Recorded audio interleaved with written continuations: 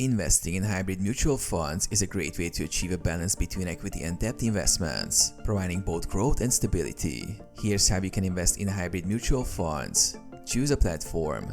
First, sign up on a mutual fund investment platform like Grow, Zerotacoin, ET Money, or through your bank's investment services. Complete KYC. To invest in mutual funds, you need to complete the Know Your Customer process by providing documents like your PEN card, Aadhaar card, and bank account details. Browse hybrid mutual fund options. Once your KYC is done, navigate to the mutual fund section and look for hybrid funds. Hybrid funds typically invest in a mix of equities, bonds, and cash.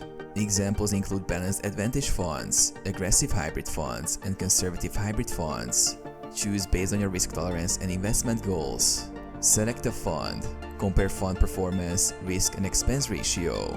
Once you've chosen the right fund, click on Invest and enter the amount you want to invest.